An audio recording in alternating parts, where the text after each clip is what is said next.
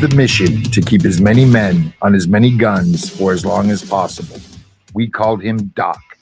Welcome to Combat Vet Vision. And now your host, Aaron Chief Seabird. Hey, how's everybody doing? Welcome to Combat Vet Vision. Hey, this is where a lot of guys, a lot of people get to come in here and talk about their stories, their situations. This is Combat Vet Vision. This is guys who've gone to combat, our sponsors, supporters, volunteers that that help us along the way. I know this is geared a lot towards some organizations, Warrior Built Foundation, PTSD Foundation of America, some other great organizations that have been on here doing some amazing things, and some really awesome people that have came on here and do some things. And today I just, this is going to be a little raw. I have a little segment called Politics I'm Out, and I do that with Michael Amato at times too. There's some other cool segments as well. But this one's going to be like pretty interesting. It should be a little bit raw, the fight for freedom. And the reason I say that is, I've really tried to gear my sarcasm down a little bit, but I feel like sarcasm's kind of got its place. A lot of people feel like it's kind of misplaced. It's out of sync. But I think sarcasm speaks highly about what we do in the military in general. Sarcasm happens all the time. And I'll say right off the top, the beatings will continue until morale improves. A common thing that's said in the military, if you served any length of time, you most likely have heard that. The beatings will continue until morale improves. And you got to ask yourself, what the heck does that mean? And some other crazy things, right? And that means a lot of different things, because my military career was spent doing, a lot of different things in a lot of different ways. There was some very awesome times and some very hard times, and there was some in between. There's a variety of things that happen. Our duty is always right around the corner. Our job is not 9 to 5. Neither is PTSD. Neither is a lot of the things that. Neither is your freedom. It's not 9 to 5, right? But I will say, going to combat, one of the coolest things that I realized, and I'm just gonna say, I'm gonna give you a story, and the story kind of goes like this. I remember when I first came in the military, I was a guy that was just going through training, doing all these things. I was a corpsman. And I wanted to spend my time with the Marines, maybe go the SEAL route, but that didn't go. So I went to stay with the Marine side of things. And I really wanted to just be the best corpsman I could be with the green side. And then I remember doing all this training, doing all these things. And in my mind, I was putting these things together. But then going into combat, I remember thinking to myself, someone tonight is training to stand on the line, to stand on the fence, to look over the fence and just be like, hey, if things get crazy, I'm back here in the rear with the gear, ready to handle the situation. Nothing's really going on past this fence. And it hasn't for many, many years. It's came close. It's had some skirmishes from time to time. Some random guys have gone over the fence to deal with some enemy situations at different times. But for the most part, everybody's on this fence. Everybody's looking over it, making sure that the bubble of freedom in America is this great bubble. But in 2003, when we stepped across the line of departure and went into Iraq and Afghanistan, all these different things, for the majority, everybody went. huge pieces. And it was, a combination of support elements in the rear with the gear, frontline soldiers, frontline Marines, frontline everything going into combat, actually seeing combat. And traveling through Iraq, going through and doing it from the front lines, I finally got to kind of feel this other piece where I looked back at that fence and said, hey, somebody's still guarding that fence, but it's not everybody just waiting to not everybody's looking over it anymore. Now we're past it. And I remember thinking like, damn, when we were on the fence, we were able to go home at night. We were able to go to 7-Eleven every day. We were able to order our sodas, order food to go, get whatever the heck we wanted, apply for credit for whatever we thought we were gonna want. Majority, at that age is cars and clothes and how you're gonna, decorate your apartment or whatever that might be. And it was like these simply cool things that you got to do. The movies all the time, Friday nights, Saturday nights, maybe during the week sometime because you had duty Friday and Saturday. So you still lived within this freedom bubble. Now you're in combat. All you have is the thought of freedom. That's something I talk about from time to time. The thought of freedom. The thought of freedom is like, hey, now I'm in this new situation where I have to actually change my mind scope.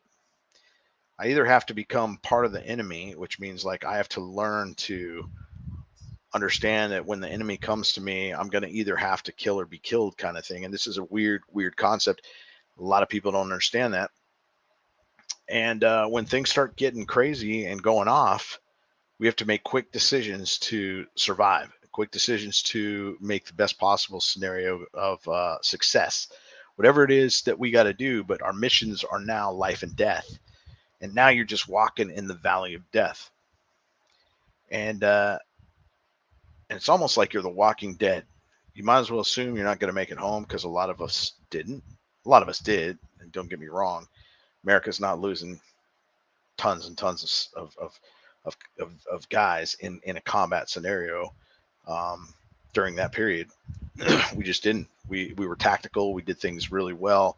We had the advantage of technology and fire superiority, air superiority, all these kind of superiorities when we went into combat. And when you have that and you utilize it in a tactical manner, it works really well. And 3 times to Iraq for me, 3 times. And I come back to the US and there's a lot of things going on. And in that period of time, even in combat, you would have, you'd be laughing at crazy stuff, things that you just would not think would be funny and things that aren't really funny in real life. But they're funny then because it's all you got. It might be your last laugh. So you might be a little more jaded. You might be a little bit more weird about life and death and things that come and go and how you got to process things and immediately get back into the tactical mindset. And then you come back to the United States, and the United States is so free that growing up as a kid. Now let's back this up a little bit. Now, growing up as a kid, I was really eager to work. I was eager to do a lot of things. I mean, I had lemonade stands as a kid, garage sales, really putting together some cool stuff, mowing lawns, things that you just don't see kids doing today anymore. Why? Because there's child labor laws. There's all these crazy things. So is the freedom of those freedoms kind of put down, and these new freedoms kind of are unfolding, which are freedom to express yourself to the ultimate disrespect that you can possibly imagine. So that's taking the place, right? So kids can't work, but you can totally be disrespectful to the most, to the level of almost committing a felony, meaning you can almost be acting like you're as violent as you can be without really being violent. And the laws have changed to give you the opportunity to really kind of almost be violent and not go to jail. Now I'm going through a lot of sarcasm in my mind as I talk about this. I'm asking you to look at things on the news. I'm asking you to look at yourself as a leader of your mindset, a leader of your own destiny, a leader of who you are as a human being, a leader of being a good person, a bad person, whatever route you want to take. That's the freedom you got. A leader of taking a knee on the football field to the national anthem. you're the leader of the destiny of freedom of BS of or not. But to me, I see this disrespect, and you can't even say it's disrespect anymore, right? Because it's just such a common element of life that it's acceptable. And we've gotten to the point where it's so acceptable that our laws have changed to say, hey, you know what? We can't really enforce these laws on drugs and alcohol and all this stuff. So what do we need to do? We need to decriminalize it. We need to make your freedom so free that uh, you could be in the ditch, you could be on the street, you can be the most wrecked person on the planet, and someone is saying, somebody please help that guy or that gal. But the issue becomes, again, let's get back to being the leader of yourself, um, and putting yourself in a position where you can either make good choices or bad choices. And some of those choices that you make are going to take you down to the ditch. They're going to take you down to the bottom of the barrel, or on top of the world. If you're at the bottom of the barrel and you feel like you're on top of the world, you're on top of the world, because your narrative is now what we all have to somehow accept, right? But that's the freedoms that we're in now. We're in such a freedom zone that now your craziness is acceptable everywhere, and some of your habits are decriminalized. And so, you know, everybody's up in arms about gun control. Everybody's up in arms about, we got to control this. We got to control your body on abortion. And that's no, really, it comes down to it. All these things are really, a lot of them are not any business of the government. But I will say, some of you have done things to the point where it becomes so blatant and obvious and crazy that this is what happens. So they take a look at this abortion issue. And I'm just going to put this out there kind of quick, because it's not, it has no real relevance in government. I think it's a personal choice to the most part. Meaning, if you make that choice, if you really have to do it, insurance shouldn't have to cover it. You should have to. You should have to take the responsibility of that. And I'm only saying that, hey, if that's really the route that needs to happen because of whatever situation, whatever family deal, or whatever criminal activity happened to you, ultimately, maybe if the government doesn't want to deal with it, if the government wants to say, hey, it's out of our hands, then it should be your responsibility to have to pay for it. You got to come up with the funds for it. And the reason why that is because some people have been using it as a method of birth control. And I'm not saying, but I'm looking at some of the things that cause the actions to go down certain streets. So you talk about these freedoms, right? You're so free to do everything that everybody's exploiting all of those freedoms. So I'm going to be so free that every 2 months I'm going to have an abortion. That kind of becomes, someone's looking at that and being like, hey, how much money is being wasted on this? And I'm not saying that's everybody and that's not everything. I'm just saying that's one example of freedom being so free that somebody has almost made it look so abusive that this is what happened. I'm not saying that's the way it happened. I'm just saying, my whole thing on it is the government maybe shouldn't be involved in it, and maybe it shouldn't be involved in all your choices when it comes to medical care. When it comes down to medical insurance should cover necessary and even some elective surgeries based on situations.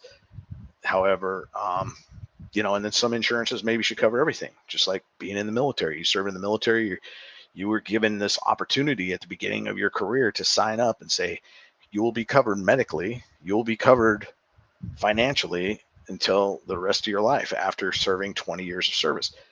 Cool. I'm still paying for medical service. I'm not getting what I was promised. They're like, hey, you still got to pay this copay, this and that. So, the fight for freedom is still in the deal. But don't get me wrong. if that's the choice I made. I signed up for the military for the purpose and understanding that I was going to have a 20-year career. I could retire. I can do that. And I'm going to suffer through this 20 years, or I'm going to enjoy it, or there was some enjoyment. There was a lot of different things. And then I'm going to get hit with a mortar round April 2026. Lucky to be alive after that. And I come back and I see these freedoms. You're free to speed. You're free to do all kinds of stuff. You're free to take guns and do what you're going to do with them. But there's consequences. There is consequences for your criminal activity. And everybody's so caught up in the color, the this, and that. But nobody goes, hey, you committed a crime. You need to pay a price. Hey, I jaywalked across the sidewalk one time. Do I deserve a ticket? If you're caught, you deserve a ticket. If you're speeding, it doesn't matter what color you are. However, sometimes you're targeted. I get it. And sometimes you'll feel targeted. But at the same time, everybody's out there trying to do a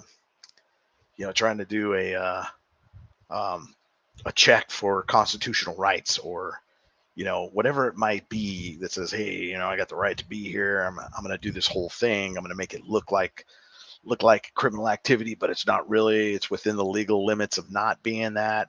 And I understand what you're trying to do, and you're trying to shadow this, and I think it's done sometimes in a good way, and sometimes it's done very disrespectful. So for all you guys that do that in a respectful way, congratulations, I'm all for it. For those of you that decide to do it disrespectful, congratulations, I'm all for that too, except for the fact that I don't really like the disrespect part, because I was taught to be respectful, and I think there needs to be a lot more love and concern and happiness in this planet than would exist. But hey, that's just me. That's my opinion. But we live in this freedom bubble, right? But now everybody's wanting to do all these drugs and get involved with them and stuff. So we've decriminalized them. So in order to be successful in life, now you just got to be able to show up to work on time, be responsible, or mostly responsible, and be dependable. Meaning if someone needs your help and they call on you and you're always giving that help and you're always ready, you're always that guy, you're always that gal, you're that support system that everybody dreams of. How cool is that? That does exist out there. It's rare. It's still kind of one of these things. But when you get one of these people to work for you as a company, it's a valued commodity. But what's happened is America said, hey, we're so free that COVID is going to be a great excuse to undermine the whole principle of what work really is. And what is work? Work is like, hey, if you really can't be here because you might have been exposed to COVID and the abuse of this whole system has kind of take form, we got to let you go for a while. And then doing that, you're going to be covered by the government, and you're going to be paid more to be at home than you were at work. And so now America's like, hey, for the longest time, and not only did that happen, but then those things got extended. So it's like, wow, life is really free. I get to be at home. I get to be paid more than I was when I was working. And, time has gone by and by. Oh, and they're going to extend it for another 9 months, 6 months, whatever it was. It's just some craziness, right? And then you're wondering why you go through the drive-through, you go through certain jobs, and they're like, yeah, well, we just don't have any employees to serve, and nobody really wants to work. What? Nobody wants money? Oh no, they're getting money. They're getting more than what they would get if they did go to work. And if they go to work, they're screwed because they're taking a lesser amount. So nobody's going to go to work for 2 years. And so now that's kind of catching up, right? Now the inflation kicked in. It kind of backlogged. It kind of got in this position. Not only that, but everything had to change. So you get all these changes. So the freedom changes a lot of different things. It changes people's mindset. People expect this to be the way, the norm, this and that. And when I come back as a combat vet, looking at all these things, looking at all this craziness, that's not really how it goes, because I believe in personal responsibility.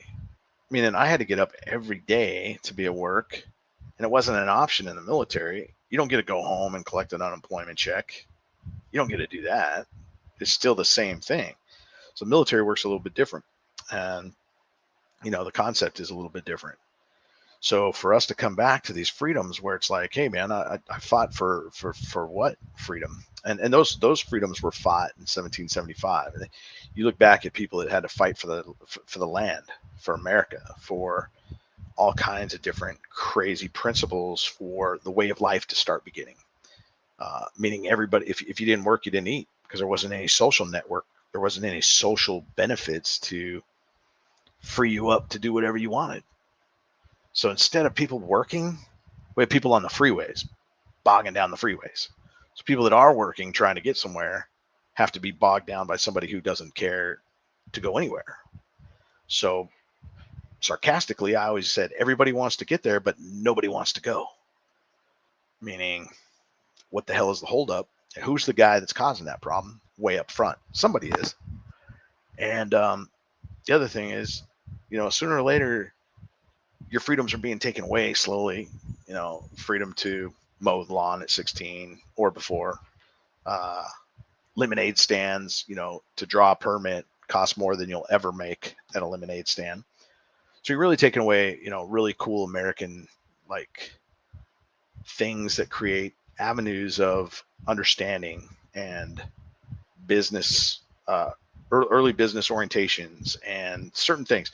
But at the other same time, you're also making sure that the guy who wants to sell, his sodas or lemonade at 7-Eleven, if you want a lemonade, you need to go to 7-Eleven. You're going to pay, $2.50 for that in a bottle. It's going to be cold. It's going to come from, chemicals or not.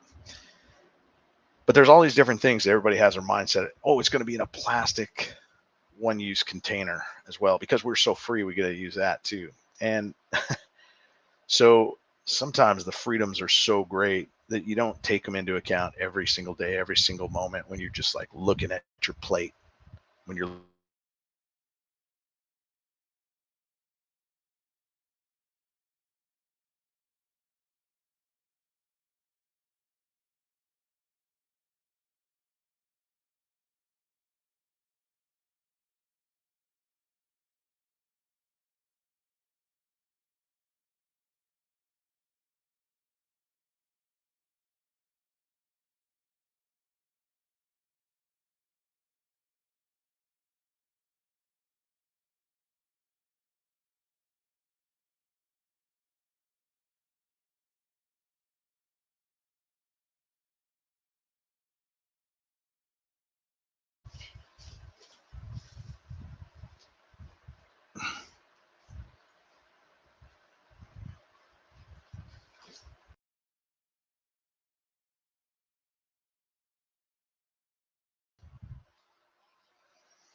hey, sorry, I got bounced out there.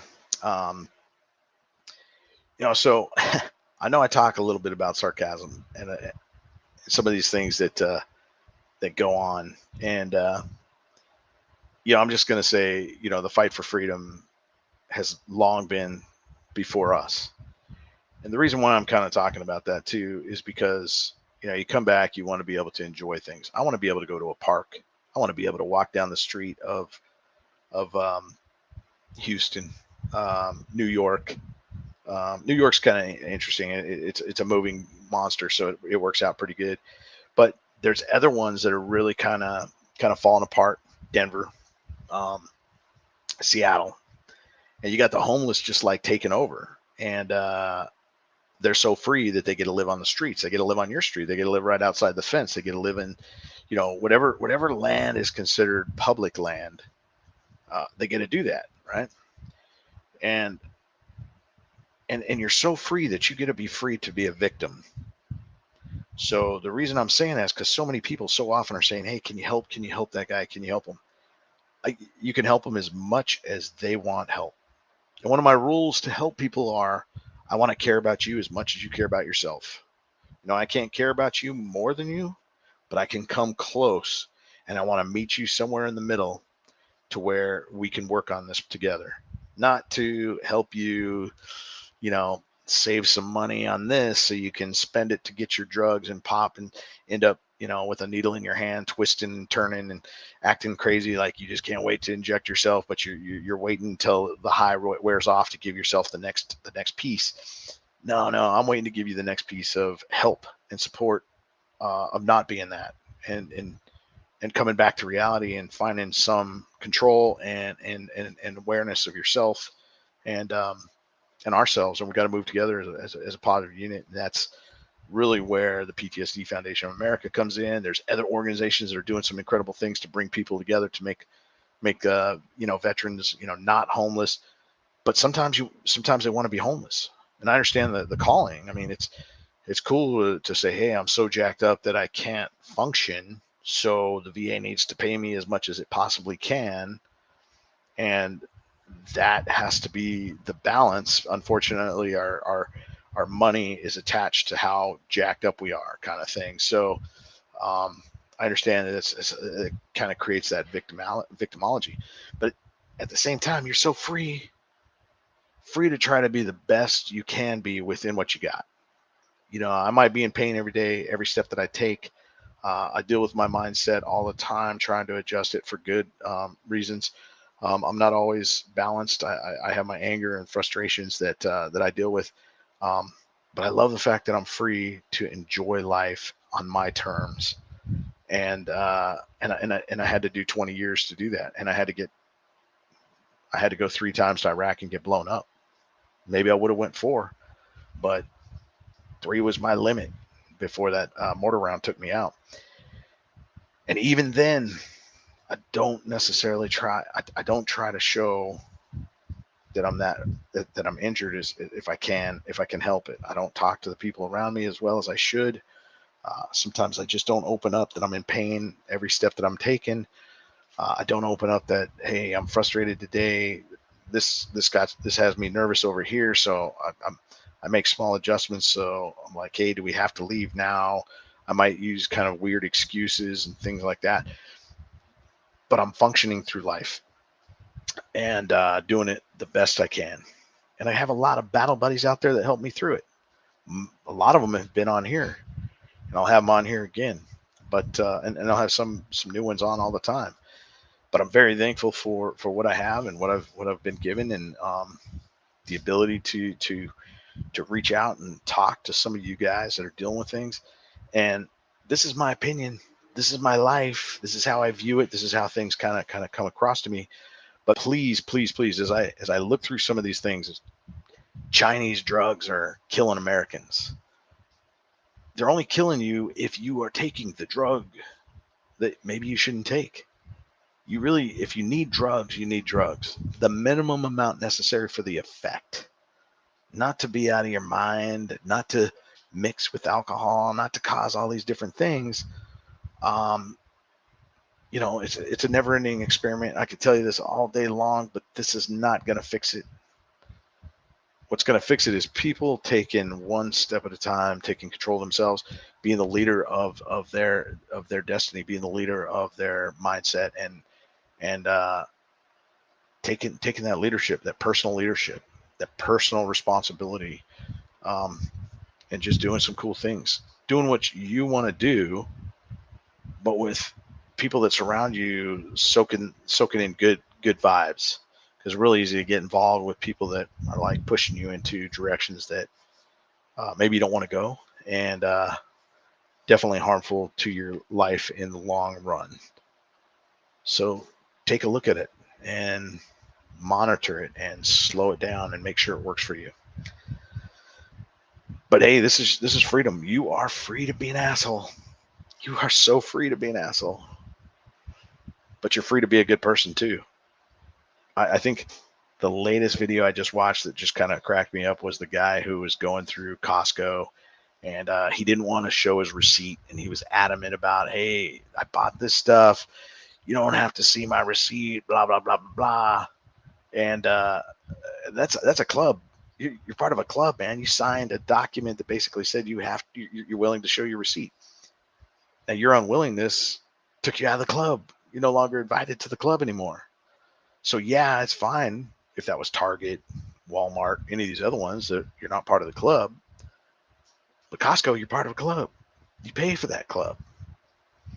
And but you tried to make a point, and it was such a freedom point. It cracked me up. It was like, yeah, this is freedom at its best, but it just doesn't work out in a personal club. It works out in a free place. Um, it still worked out for him. Don't get me wrong. You're free to be an asshole. That's where it comes down to. But it's not the way to go. It just because what happens when you do that is your freedoms impose on my freedoms to enjoy life in a peaceful manner. So understand, when you take your freedom to the max, you're imposing your will on somebody that wants to enjoy their life without that, or with it. Maybe there's somebody right next to them that's like, hey man, I just can't wait till this runs out. I brought the popcorn and everything. But yeah. Hey, thanks for listening to Combat Vet Vision. I know this was kind of a rant. This was my, the fight for freedom. It's definitely a fight. It still is. It always will be. But do your best and try not to be an asshole about it. But if you want to be, you can. You can be. You're free to be that guy. Hey, until next time. This is Aaron Siebert, retired Navy Chief, signing off. Strength and honor. Out.